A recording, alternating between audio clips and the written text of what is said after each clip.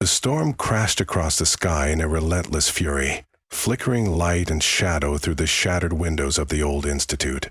Sheets of cold rain hammered the dark, empty grounds as I stood at the corroded iron gates, half regretting my decision to explore the place that night. I had first heard the rumors months ago, eerie lights in the windows long after midnight. The plaintive moaning that echoed through the trees. Locals swore an apparition stalked beyond the crumbling facade. It was said to be haunted by the ghosts of experiments gone awry. In truth, I had never put much stock in superstitions, but something in the howling wind set my heart racing. The swirling storm clouds overhead seemed like a warning. Yet, I felt an inexplicable compulsion to investigate the decaying labyrinth within. I pushed through the tall rusted gates, the metal groaning under my weight. The old courtyard was swallowed by darkness, save for the fleeting blue-shaped flashes of lightning that revealed tangled weeds, warped benches, and a dormant fountain filled with stagnant water. It smelt of rot and neglect, and my clothes were soon soaked through by the relentless downpour. I crept onward, pausing when a particularly close lightning strike illuminated the towering main building of the laboratory complex. It stood like a monolith against the storm, its large windows mostly shattered and the front doors hanging askew from broken hinges. It was in this institute that Dr. Frederic Monsec once conducted controversial research. Years ago, news of his radical endeavors in genetic splicing and organ manipulation had spread through academic circles. Funding had come in droves, but the official story was that his methods proved too extreme, leading to moral outrage. The place had been summarily shut down, and its staff dispersed under a veil of scandal and secrecy. Whispers emerged that Monsec's final experiment was never decommissioned, but that rumor had remained unconfirmed. Many believed something sinister still lurked there.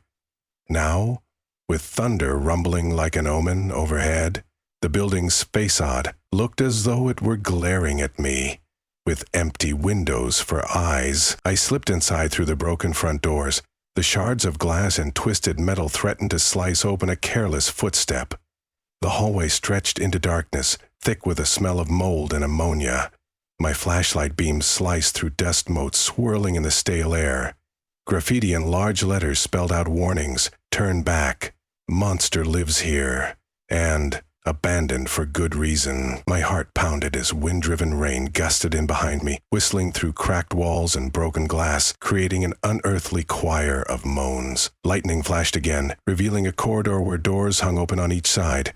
Faded signage indicated test labs, chemical storage, and offices.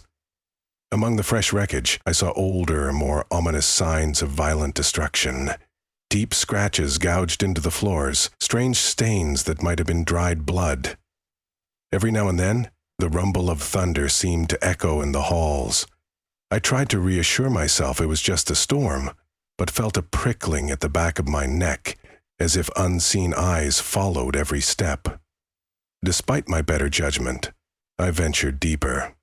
Broken light fixtures swung from the ceiling, clinking like sinister chimes.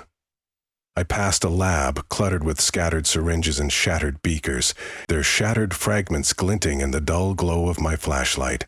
Stacks of dusty files lay strewn across the floor, medical charts crammed with cryptic notes, DNA recombination protocols, references to monstrous silhouettes.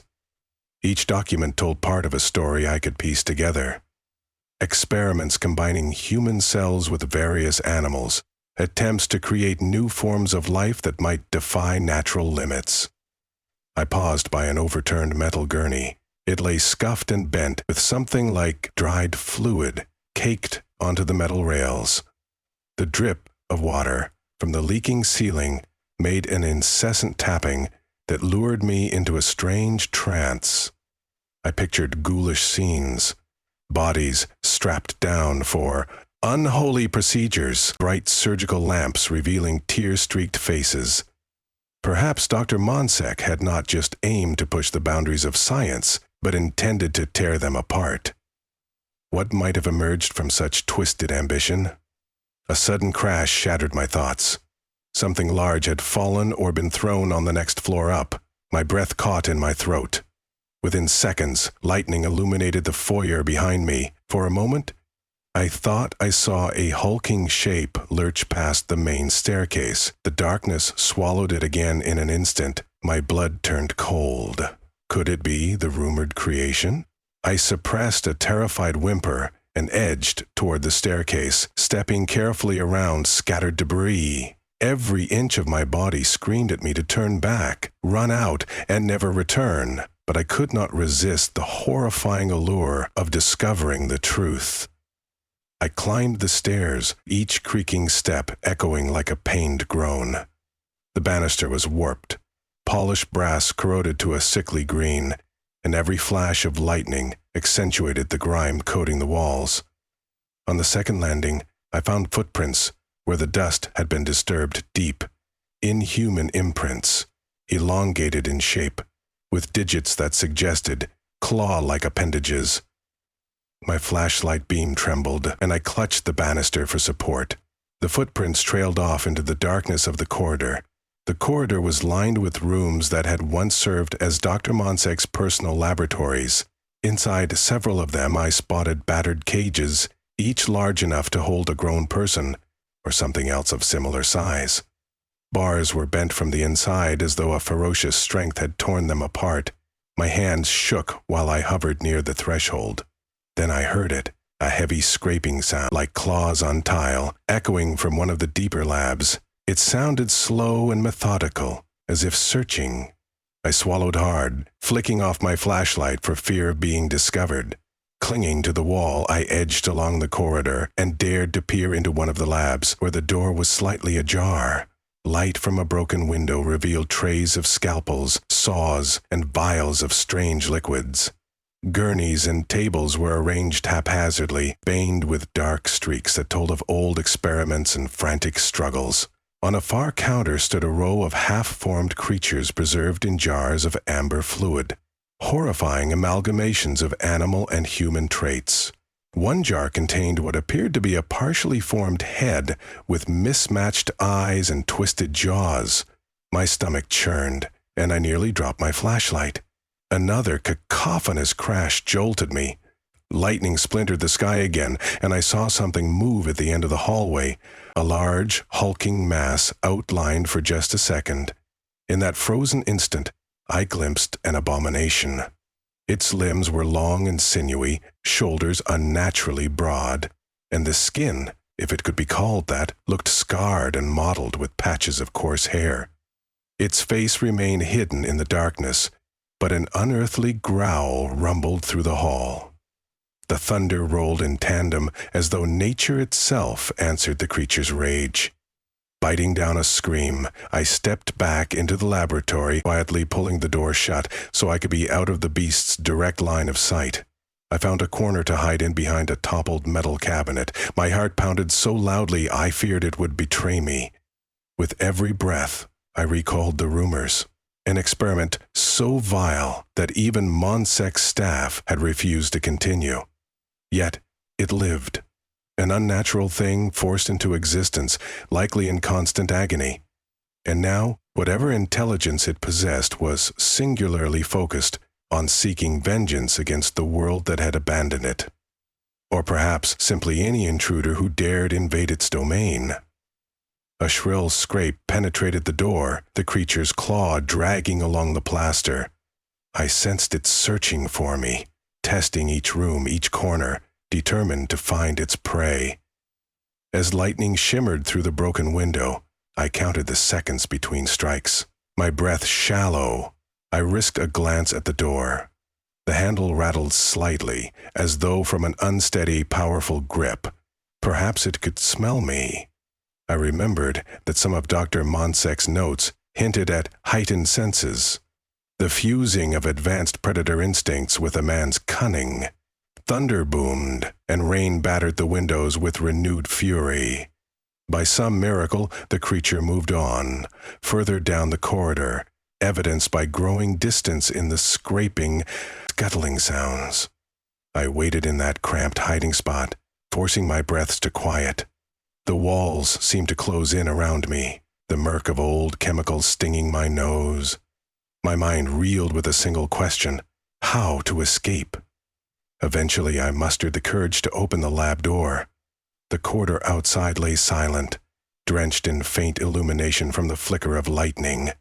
With unsteady steps, I moved deeper into the second floor, guided by a foolish but persistent notion that maybe I could find answers, or at least glean some measure of understanding before I attempted an escape. Part of me wanted to see the truth of Dr. Monsec's final experiment. Maybe, in gaining that knowledge, I could bury the nightmares that would otherwise haunt me long after I left. I passed a gnarled door with a tarnished brass plaque that read "Lead Research." Inside, I discovered rows of filing cabinets. Despite water damage, some documents remained legible. They told of repeated procedures on a single subject, Project Chimera. The attempts had begun with gene editing, but soon escalated to grafting tissue from various animals. Each iteration grew more monstrous, the subject's physiology warping under the relentless manipulation. One passage mentioned that the subject gained an unprecedented regenerative capability, along with intense aggression. Another described a path toward heightened neural capacity, referencing electrodes implanted in the skull. My stomach twisted at the realization that Dr. Monsec had not merely created an unstable creature, but had expanded its abilities to project cunning cruelty. Lightning flashed again, and I spotted a small photograph tucked into a folder. It showed a gaunt figure strapped to a table, patches of discolored skin covering an emaciated torso. The eyes were hidden behind a thick band of cloth. A trembling hand had scrawled a final note in the margin: "We are damned, no one can save us now." Fearing that the creature might be returning, I slipped the photo into my jacket pocket and quietly backed out of the office, my heart hammering with a dreadful new understanding. No sooner had I re-entered the hall than I heard a deep growl reverberate off the walls. The flicker of lightning revealed the monstrous silhouette once more, only this time it was barreling straight toward me. My flashlight beam landed on its face, a horrifying collage of anger and blended features, part human, part beast.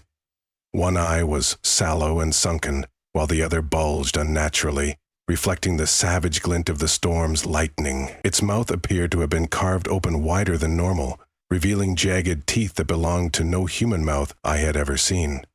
I froze in terror for too long. With a horrifying snarl, the creature reached out. I dove into an adjacent lab and slammed the door, bracing myself against it.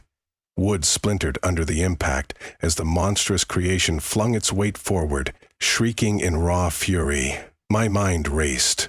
The documents mentioned near impenetrable resilience. This thing might tear through the door at any moment. Desperate, I scanned the lab. It featured huge freezers, empty now, with their doors ajar, and a wide ventilation grate overhead. Perhaps the vents could lead me out.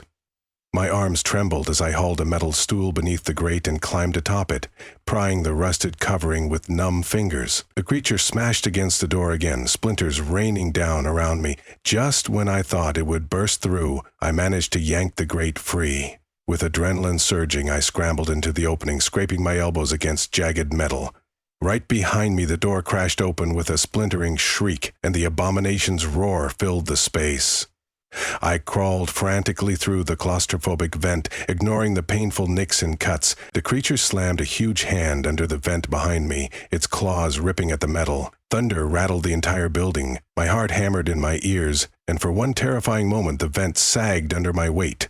If the structure gave way, I would fall right onto that horrifying beast. Shards of rusted metal tore at my clothing.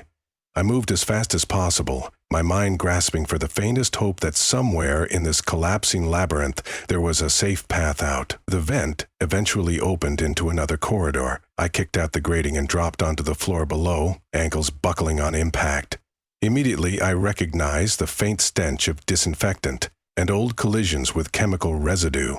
I was near the morgue section of the facility. Flickering emergency lights danced from overhead fixtures that somehow still clung to life. Cabinets lined one wall, Their doors askew or missing, gurneys lay overturned, and a steel sink was filled with murky water. Testing the walls, I steadied myself and searched for an exit sign, but the gloom revealed only labyrinthine hallways ahead. Then I spotted something that made chills run down my spine, a large observation window overlooking a separate chamber. Beyond the grime-encrusted glass, I could just make out a metal slab fitted with restraints. It was ringed by heavy machinery, computers, and monitors. The slab was empty, but the straps remained. One of them snapped clean in half. I imagined the horrific final experiment that had taken place there. Perhaps the monstrous creation had broken free from that very slab. A loud clang echoed behind me. I turned to see that vent covering crashing to the floor. The creature was on the move again, no doubt searching for my scent. My entire being urged me to run, but the corridor twisted, forcing me to pass by doorways that seemed to lead nowhere. I nearly lost my way in the flickering half-light, stumbling over random debris. Finally, I spotted an unmarked steel door at the far end, just as a fleeting lightning flash revealed the monstrous figure charging around the corner behind me. I yanked on the door, found it locked, and nearly screamed in desperation. Behind me, the abomination bounded forward, long claws scraping across the tile, its bellow echoing in the corridor. Slamming my shoulder against the door in a burst of dread and adrenaline, I forced it open with a shriek of old metal. I slipped through and it clanged shut behind me. Inside, I was met by a jarring hum of electricity. The room housed an array of generators, possibly an older backup power system. Flickering bulbs illuminated greasy machines and control panels that vibrated with stored energy. A large portion of the room was open, with rickety metal stairs leading up to platforms that lined the walls. The stench of burnt machinery and stagnant air overwhelmed my senses. Seconds later, the beast's clawed hand slammed into the door from outside, denting the metal. I realized there would be no hindering it. I spun around, searching for any other exit. There, opposite me, was a heavy sliding door leading to what looked like a loading area. Maybe it opened to the courtyard. If I could activate the backup generator, perhaps the door mechanism would allow me to escape. I sprinted to the nearest control panel, scanning row upon row of old switches and circuit breakers. My hands flew over them as the creature pounded relentlessly at the steel door behind me. Panic clouded my understanding of the archaic controls. Another deafening crash sounded. The beast tore at the hinges, howling in furious wrath. Sparks showered from the panel when I randomly flipped a few breakers. Alarms began to wail, and lights burst into a harsh glow, partially revealing the monstrous shape as it finally wrenched the door off its hinges. Standing there in the twisted doorway, it paused, glowering at me with eyes brimming with bestial hatred. Its ragged chest heaved, exposed muscle and thick veins bulging under the patchwork hide. I couldn't tell if it was imagining me as the deserving object of vengeance for the experiments that had been done to it, or if it simply recognized another living being to destroy. I ducked as it lunged forward, claws slicing the air. In a mad scramble, I dashed between the generators, using the maze of piping for cover. Lightning crashed outside, the thunder rattling the labyrinth of machinery. The shrieking alarms added to the disorienting chaos. The creature bounded after me, massive footsteps shaking the walkway overhead. My eyes darted around until I spotted the control for the sliding door, an enormous power switch mounted on a panel near the loading area. As the creature tore through a cluster of pipes above me, I saw my chance. I sprinted for the power switch, praying it still functioned. The abomination lunged from the side, nearly catching my arm. I felt a rush of air and the stinging path of claws grazing my shoulder. I spun away, crashed into the switch, and yanked it down. With a tortured groan, the loading door rattled upward. Rain and wind immediately lashed inside, the storm's fury entering the generator room. The beast whirled, seeing my path to freedom. It raged, bounding across the space, determined to close the gap. Thinking fast, I dove for a metal lever labeled Emergency Overload. I had no idea the consequences, but at that moment, I only knew it might slow the creature enough to escape. My blood pounded in my ears as I wrenched the lever down. Sparks exploded from the equipment. The alarm shifted in tone to a shriller wail. The hum-hum of the generators reached a screaming pitch. Electricity arced across exposed wires, dancing like serpents of light. The creature bellowed, reeling under the sudden crackle of raw energy. Its patchwork flesh seemed to convulse in the glare, and for a horrifying second, I saw arcs dancing across its frame. With a final desperate burst, I lunged for the open doorway. Wind whipped my hair against my face. Rain soaked me again in an instant. Behind me, the generator room convulsed with thunderous blasts as the system overloaded. The abomination roared, in agony or fury, perhaps both, while sparks showered the ground. Stumbling into the courtyard, I was greeted by lightning illuminating the broken fountain and overgrown weeds. My footing slipped on wet, muddy concrete. I risked a glance back. In that brilliant strobing light, the monstrous figure staggered. Flames ignited, dancing across the machinery inside. The creature howled, flailing at the electric arcs, tearing at the burning cables. For the briefest moment, I wondered if it felt the world was punishing it for the sins of its creator. My throat tightened in a whirlwind of pity and horror. Then the generator erupted in a shower of sparks and smoke, shaking the building to its foundations. Without another thought, I turned and ran through the pouring rain, making a beeline for the rickety gates. The storm pressed me from all sides. Branches whipped across my path, and puddles rippled angrily under the incessant onslaught of raindrops. I could still hear the unholy wails resonating behind me, rolling across the courtyard. My mind reeled with the knowledge of what Dr. Monstrous had unleashed, and the raw terror that I was mere moments from being rent limb from limb. But I forced my feet onward, clinging to the single notion of survival. At last, I reached the gates. With trembling hands, I squeezed through the opening, ignoring the splinters of rust biting my palms. Thunder crashed overhead again, as if scolding me for daring to come so close to the secrets housed within that cursed laboratory. Outside, the climb to the nearest road felt like crossing a battlefield of mud and battered hedges. Only once I topped the small rise and spotted distant headlights from a passing vehicle did I finally allow myself to breathe.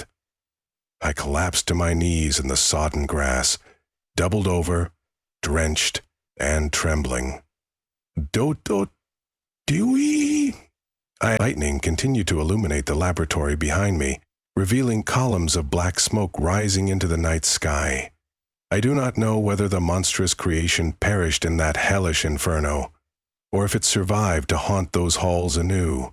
Some nights I remember the fleeting flash of its eyes, the mixture of torment and rage etched upon its maligned features. A part of me wonders if it was truly an unthinking monster, or if some fragment of human consciousness still existed beneath the tortured flesh, cursing its creator and longing for retribution. Even now, when storms rattle my windows and thunder booms, I recall the abomination's roar echoing alongside the raging sky.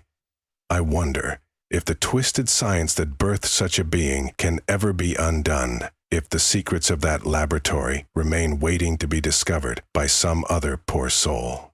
And I wonder if the creature roams yet in the darkness, seeking the vengeance denied it for so long on me, on those who made it, on the entire world that failed it.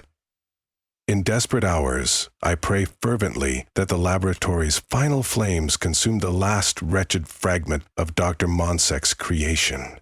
But in my nightmares, I still hear it breathing in the shadows, waiting, and I know that not even the fiercest storm can wash away the horror that lurked in that forsaken place.